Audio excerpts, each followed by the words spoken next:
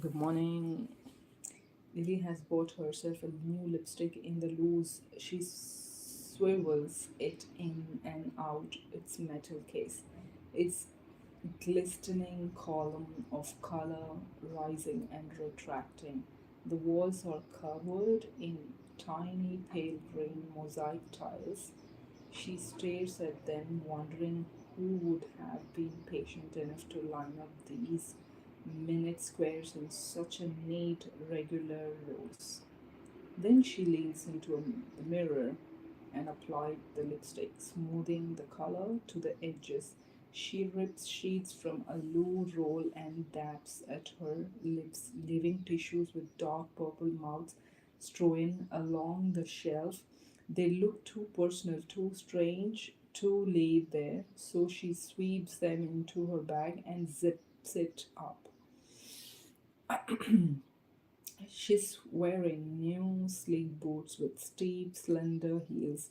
Her feet seem narrower and longer, and her ankles ache as she climbs the stairs back to the main room. She's at the opening an architectural exhibition. Why? She is not sure. Sometimes, when she tries to explain herself to herself, there is a gap, a crevasse, before which her comprehension falters.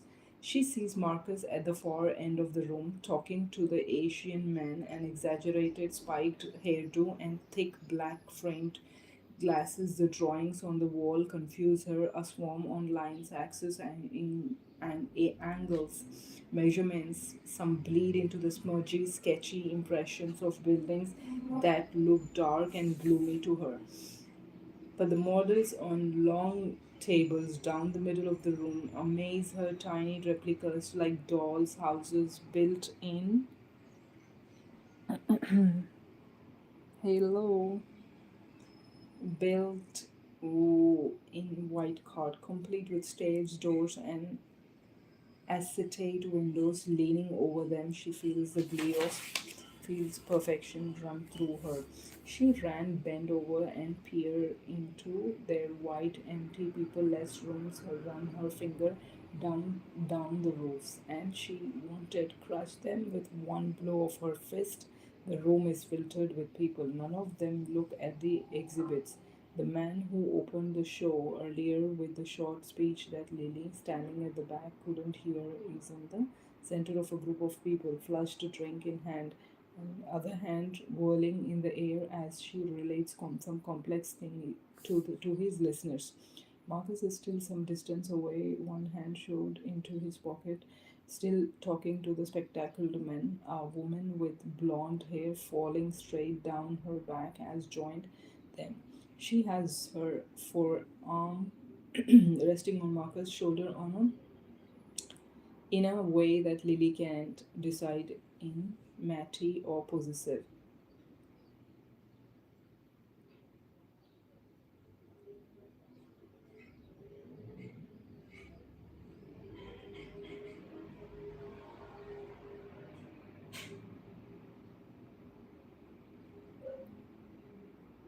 Marcus' shoulder in a way that Lily can decide is matty or possessive, and is bent at the waist, her head close to Speaky's, saying something into his ear. Lily feels a weariness in her arms and shoulders. It suddenly seems a long time since this morning, since she left the house. She's going to go to Marcus and tell him she's going home. But there's there are so many people between them. It's going to take an extra push. Lily feels a weariness in her arms and shoulders, and suddenly seems long time since this morning. Since she left the house, she is going to go to Marcus and tell him he is going to home. But there are so many people between them. It's going to take an extra push of effort to get him. Then releases Then she releases that because the room is really two rooms knocked into one, she can disappear through one door, walk along the corridor, and reappear next to him through the door. She slips through the door into the stilled hush of the corridor. Papers and notices on the pinboard rise and stir as she passes. As she reaches the door, she hears Marcus' voice, and a mention of her name makes her stop. Do you know what Lily said when she saw that building in AG? No, what? The blonde woman, she said. It looks like a sauna. Marcus gives her a high pitched, squeezy voice, almost a whine. They all laugh. Lily hears a slapping as if someone has thrust their palm against their leg. A sauna. Marcus is repeating his punchline again, and everyone laughs back. Hey, hey, hey, says the speaky man. He, says the woman. Ha, ha, ha, says Marcus. The lay woman, blonde, says each word soured in her mouth like a taste. Her, there is a pause. Lily realizes she is on the opposite side of the wall of them. Their mirror image. Up. She's just putting up her hand to touch the width and the mass of the bricks and the mortar separating them. When she hears the specky man, now don't you be unkind. That's not all you use her for. Is it Marcus? Again, there is a heartbeat of silence, then her skull is filled with their laughter. Great whooping jerks, high giggles, low coughs, and in among it the broad sound of Marcus, ha ha. She stands there, stupid in her new shoes, her nails just touching the plaster of her wall, enough so that when she turns to go, there is a roughened emery board sensation of them scraping along the paint before her hand falls back to her side. When she arrives in Ealing later, her mother's hall light is on. The pavement have a thin sheen of ice, and she has to walk carefully down the path. When Diane opens the door, her face for the second looks troubled and worn before she sees who it is. Hi, Lily says, and her mother takes her by the hand, and I was just about to get Christmas decorations down from the loft. She says as they walk through the wall, you can help me if you like. They stand in the sitting room together. The house feels cold. Lily notices, and the sofa has been moved. Are you staying over? Her mother asks. Her head is one side. Lily nods. If that's all right. She calls in sick, sits in her room, stares out of the swollen grey sky that threatens snow. She goes for a walk on the common with Sarah, who whips twigs against the stacks of wet, disintegrating leaves and shouts, "Lay woman, why ours at the trees?" She cooks dinner for her mother, dusts the house, paints the downstairs toilet, stews apples from the garden in the saucepans with the cinnamon and raisins. In the room that used to be her father's study a long time ago, she lets the globe spin under her hand. Countries, oceans, mountain ranges, continents, islands, latitude lines skimming past her fingertips. She clears out the garden shed, mends her mother's bike chain. She covers a chest of drawers in wood worm repellent, a thick tawny mixture and the consistency of treacle. She plays a new game with the globe, letting it spin and then stopping it and seeing where her index finger is. She hovers. After a while, she creeps back up the rackety stairs in the middle of the day. When she knows she will be at work, everything is the same, which somehow amazes her. It's only been a few days, not even a week, since she was here, but already it seems like a different lifestyle. Sunlight stretches along the floor and over the furniture. The tap drips in the sink. The plants droop, yellowing, the curling. There is a low, regular murmur coming from somewhere. She turns her head, glances about the phone extension cord, runs the length of the space, and disappears under Marcus' doors. She approaches on the balls of her feet and presses her ear to the wood of the door. No, please, she hears. Just listen. What what I did was stupid. So fucking stupid, and I'm sorry, don't take this job. Please, I couldn't bear it. Just give me another chance. I know I don't deserve it, but please, what can I do make you come back? As a child, the boldest thing she would ever done was one day after baby Mark had died, she would gone to the triangular cupboard under the stairs where they kept their coats. It was dark and smelt of old pungent wood.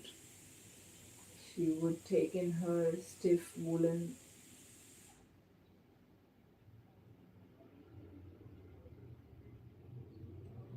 coat of the brass peg and was hers and was screwed into the wood at her height, except that was last year, and she had grown by now, buttoned it up and walked to the front door. She would stood in the porch for a moment, then yanked at the front door, which had blurry glass shot through with the wire mesh. Oops. She would stood in the porch of a moment for a moment, then yanked at the door at the front door, which had blurry glass shot through with the wire mesh. As she would first seen marks through his glass, a hazy bundle with the surprised red hair. As she stood in the hall waiting for her mother to bring her new brother in from the car. She walked away down the front path fast, thinking, I'm leaving, the words turning over in her head like wet clothes in the washing machine. She got as far as the first road where she was hesitating because she knew she wasn't supposed to cross it on her own before Diana caught up with her. Her mother snatched her off the pavement and pressed her to her, saying her name over and over. Don't go, her mother said in tears. Don't ever go. Lily could never get over that her mother had somehow known that she was running away, that she didn't just think Lily was going for a walk. She takes her hand off the door handle and tiptoes away in her room. She looks about books, shoes, papers, makeup. These she shovels into bags quickly and quietly. Her clothes she drapes over one arm. She leaves in its dress just as she found it. She walks back through the flat. Marcus is crying now, heaving deep sobs down the faux line. At the door, she turns by. She says to the empty air. She looks around, nothing. The windows at either end are open, eye to each other. The mass of cloud passes.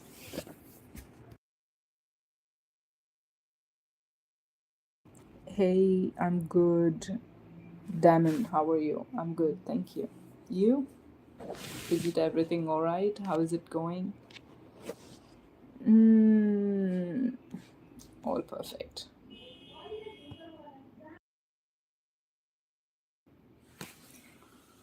I'm almost at finishing and I couldn't finish this one. She walks back. This is a very, how do you say, those who loved and wept over her debut after you were gone will not be disappointed, insightful, and emotionally raw. The Sunday Times bestseller, and the book is Maggie O'Farrell, My Lover's Lover. This is the book. Thumbs up. Thank you. So, a very suspense and thrilling story, and I didn't even know where it ends up because I've read 300 pages. I'm left over with maybe very few, but I need to understand the story and to summarize for you guys in a very simple way. So, along the floor and over the furniture, the tap drips in the sink, the plants droop, yellowing and curling. This is all about like I'm gonna tell you. I will summarize this at the end of this, book. But maybe I'm not gonna finishing today because I want to keep it for tomorrow even. I'm reading maybe around different books at the same time. A lot of confusion, a lot of different stories, a lot of different concepts. So, hey, Vikas, where are you from? Okay, so pavement and pressed her to her, saying her name over and over. Don't go, her mother said in tears. Marcus was crying. She walks back through the Marcus is crying and open. She looks around, nothing. The windows at either end are open eye to each other. A mass of cloud passes, slow as a shade by, she again says. A lampshade moves at the other end of the room without thinking about it. Lily moves towards the phone point, a white box low on the wall. Her fingers close over the small plastic plug and flick it out of the socket. She straightens up and waits. Marcus' voice blunders on the unchecked, oblivious. Into the silence, she steps out over the threshold, closes the door, drops the keys back through the. She listens for metal hitting wood, and then she withdraws her hand from the drawer and the letterbox. She is surprised at how easy it was to dismantle her life. Wow, I like this word, dismantling your life. How easy it is to dismantle, separate, get away from the main thing. So it's a beautiful word, dismantle. How easy to dismantle her life. Dismantle products, dismantle parts of the computer, but dismantle for life is super nice. This I like it. She is surprised at how easy it is to dismantle her life, to separate her life with different things, and with Marcus especially. She leaves a message on the agent's voicemail saying she's not coming back. She writes a letter to the shop. She visits Lawrence and his mother and hugs him goodbye. She screams in her arms, affronted by the sudden display of emotion. She inserts her card into an auto teller to find her bank balance. She calls up a number she finds among adverts in a newspaper and buys a flight out of a Heathrow. She buys a rucksack and guidebooks. She changes money into foreign currency and finds the notes are too long for her wallet. She is Diana, hunched on the floor over a world map.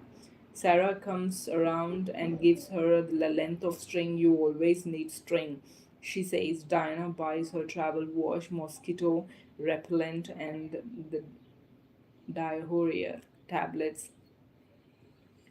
Lily packs and unpacks her rucksack 3 times. Oh no.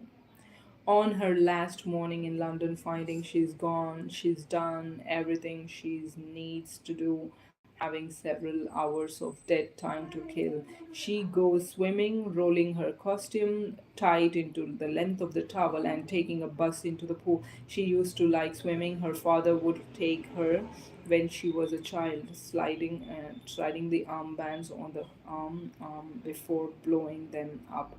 His teeth around the transparent nozzle. They are uncomfy to put on when they are blown up, aren't they? Hello, guys. How are you, my dear subscribers? Oh, it's so formal. Thank you for the hearts. Thank you for the love. Thank you so much. Vikas Bist. Where are you from, Vikas? No, Dharman. Where are you from? Damn. They are uncomfy to put on when they are blown up. They aren't. he would say in the water. Her feet would pedal wildly beneath her excitement, making her shiver. Before long, her father no longer brought the armband. I'm so lazy to finish this one. At the finishing, I'm really losing that.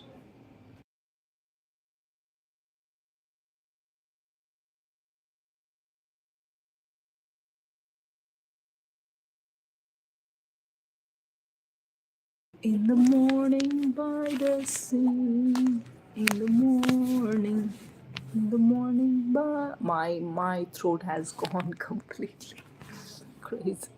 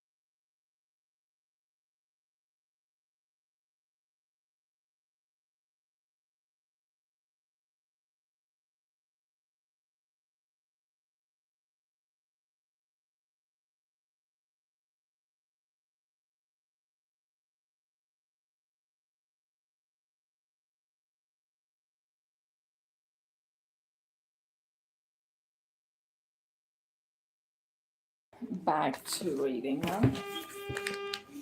Where is that? Okay. On her last morning in London, finding she's done everything she sees, everything she needs to do, and having several hours of dead time to kill, she goes swimming, rolling her costume tight into the length of the towel, and taking a bus to the pool. She used to like swimming. Her father would take her when she was a child, sliding the arm bands onto arm before blowing them up, his teeth around the transparent nozzle. Hatred, okay. Today's Friday, but somehow I feel like it's Saturday. Oh gosh, I don't know why. um on her last morning in London, finding she's done everything she needs to do, and having several hours of dead time to kill, she goes swimming, rolling her costume tight into the length of the towel, and taking a bus to the pool. She used to like swimming. Her father would take her when she was a child, sliding the armbands on the arm her arm before blowing them up, his teeth around the transparent nozzle. They are comfy to put on when they are blown up, aren't they? He would say. In the water, her feet would pedal wildly beneath her excitement, making her shiver. Before long, her father no longer brought her armbands. He kept his palm under the abdomen, and water swung underneath her as she moved her legs. Hey, hello, good morning. Hey, how are you? Nice to meet you. My new song cover video has been released. Please support me a lot. If you like and leave comments, I will continue to support you. Thank you so much, and congratulations for your new song release. Come on guys, cheer up for him. I don't know how your name is pronounced. Could you please write your name? That's fantastic. Wow. I've heard your songs, and they are so emotional.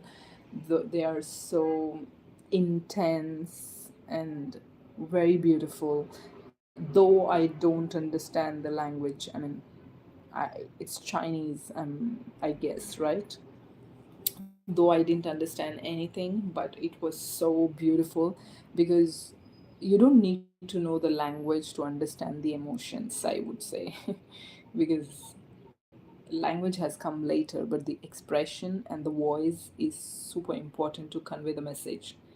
So I feel that you have that beautiful voice and emotional touch.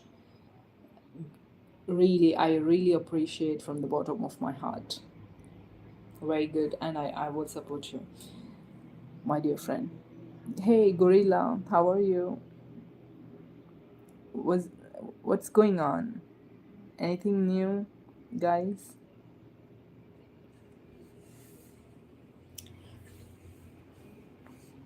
On her last morning in London, finding she's done everything she needs to do and having several hours of dead time to kill, she goes swimming, rolling her costume tight into the length of the towel and taking a bus to the pool. She used to like swimming. Her father would take her when she was a child, sliding the armbands onto the arm before blowing them up. His teeth around the transparent nozzle, they are uncomfy to put on when they are blown up, aren't they? He would say. In the water, her feet would paddle wildly beneath her, excitement making her shiver. Before long, her father no longer brought the armbands. He kept his palm under the abdomen, and water swung underneath her, and she moved her legs in measured symmetrical flexes. The water will always support your weight, Lily, he said then. Remember that when he was tired, she was allowed to rest the curves of her feet on his leg. He would crouch in the water and she would stand, crouch in the water, waist deep, feeling like those women on the prows of pirate ships. But later at school, there were girls with speed racing bathing suits and taut, glossy skin who could do strokes and that churned the water into the white froth, and she lost interest. At the pool, she shuts her eyes and jumps through the surface into the wide, long mercury sailinged room and sways with trap trapezoids of light. Whitened, bleached bodies frail through the slow bloom. She pushes up and breaking into the echoey heat does backstroke a tiny replica of herself in a glass sailing, following her up and down the lane. When she gets out, she finds that water has got trapped into her ear.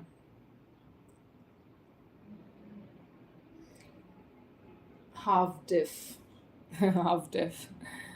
Enjoy your live stream today. Oh, really? Thank you. Good morning, Daman. How are you? Where are you from? I'm glad that you're liking it. I know it's been a long time that I'm not doing my live, um, because I'm actually doing different activities at this moment in my life, so that's why I couldn't focus on my lives. But definitely, I will be coming up with something very informative and something which is useful for the life. I'm gonna come up with something nice for sure in upcoming months, or maybe I take some time. um it's very important that we do what's really important in life, because life is so short, and by the time we blink our eyes, it's finished. So it's very important and prioritize what is really important to accomplish before that phase, you know, touches off or goes off. So it's really important. You have to. It's always the balance you need to find. At the pool, she shuts her eyes and jumps through the surface into the wide, long, mercury salined room that sways with trapezoids of light.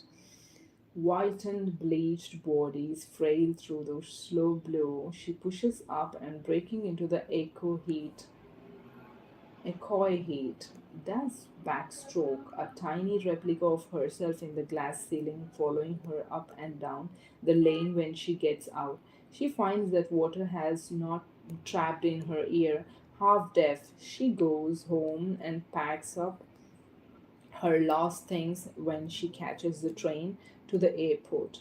Her mother runs beside it as far as she can, saying something Lily can't hear, her face distorted with fierce grief, her hand clutching a shopping list, waving or frailing in the air. As the plane rises and falls through the night, Lily's ears block and unblock, but always in her left ear is the muted secret roar of water. She shakes her head, pulls at the soft knob of her ear lobe, uh, tilts her neck in the toilet, and down with her head on hops up and down with her head on one side but nothing. She bundles up her cardigan and sleeps against it, hoping to wake to a clarity in her left hemisphere. When she arrives and stumbles down to the metal stage, she has to lean in close to hear the immigration officer, wow, imagination officer. I think there will be even this role, I guess. There is a role, imagination officer, immigration officer. Over the shifting swell of chlorinated water. Later, she's found a hotel, left her bag, and is walking down a hill through the city's heat. People in bright clothing on motorbikes swish past her and wave. Her rubber soled shoes feel soft against a melting tarmac. She buys a prickly pear from the street side seller. Oh, from Indonesia. I love that. Oh my God. I love that. We are so lucky. We are living in the world where we connect with globe, and that's actually the good news, and at the same time it's actually threatening because a lot of information, a lot of chaos, a lot of, that's a beautiful thing. Actually, we are so liberal to talk to people anywhere from the world. You see how well we are civilized, but we have to use that connection or that opportunity in a right way to do something beautiful in this world. You know what I mean? Old friend for your children. That's so cool, Darman. Thank you so much. Thank you. Indonesia. Oh my god. I wish I could travel whole world. My next plan is to, I mean, not this year for sure, because this year I'm so tightened. So maybe next year, I would say. Next year, I will be planning for maybe at least three is my lucky number. So maybe I will go for three countries, three different countries. Indonesia. So, what is that food that is very famous in Indonesia? What do you guys eat? I think you guys even eat rice and super Mediterranean, right?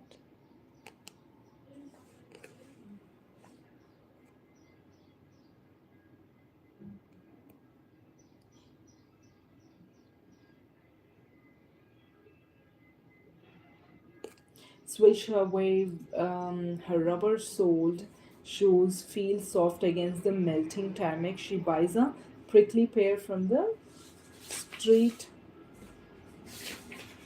street side seller.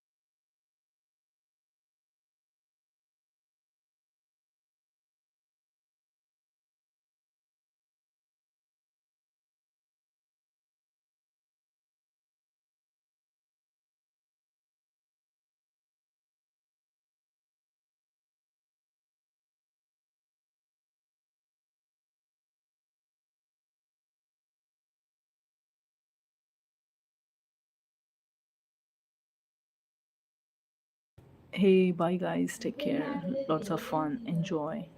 Have a good day.